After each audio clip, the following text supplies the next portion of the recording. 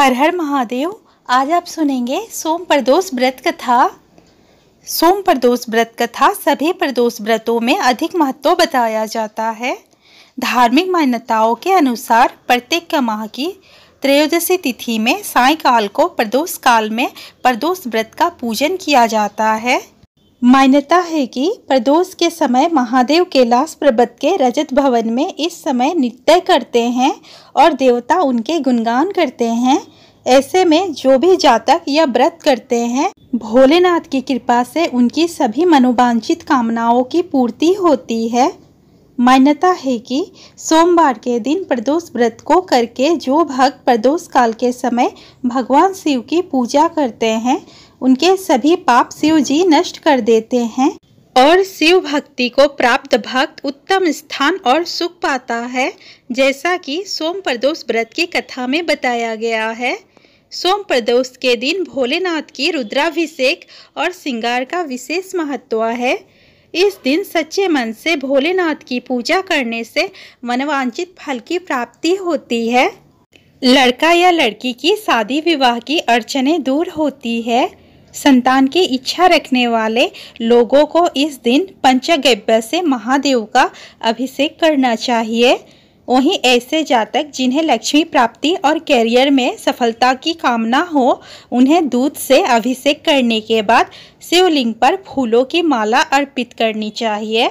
मान्यता है कि ऐसा करने से भगवान भोलेनाथ अत्यंत प्रसन्न होते हैं। आइए अब सोम प्रदोष व्रत की कथा श्रवण करते हैं।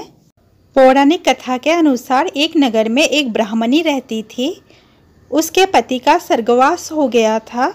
उसका अब कोई आश्रयदाता नहीं था, इसलिए प्रातः होते ही वह अपने पुत्र के साथ भीख मांगने निकल पड़ती थी। भिक्षाटन से ही वह स्वयं और अपने पुत्र का पेट पालती थी। एक दिन ब्राह्मणी घर लौट रही थी तो उसे एक लड़का घायल अवस्था में कहारता हुआ मिला। ब्राह्मणी दयावश उसे अपने घर ले आई। वह लड़का विदर्भ का राजकुमार था। शत्रु सैनिकों ने उसके राज्य पर आक्रमण कर उसके पिता को बंदी बना लिया था और राज्य पर नियंत्रण कर लिया था, इसलिए इधर उधर भटक रहा था। राजकुमार ब्राह्मण पुत्र के साथ ब्राह्मणी के घर रहने लगा। तभी एक दिन अंशुमती नामक एक गंधर्व कन्या ने राजकुमार को देखा तो वह उस पर मोहित हो गई। अगले दिन अंशुमती अपने माता पिता को राजकुमार से मिलाने ले आई।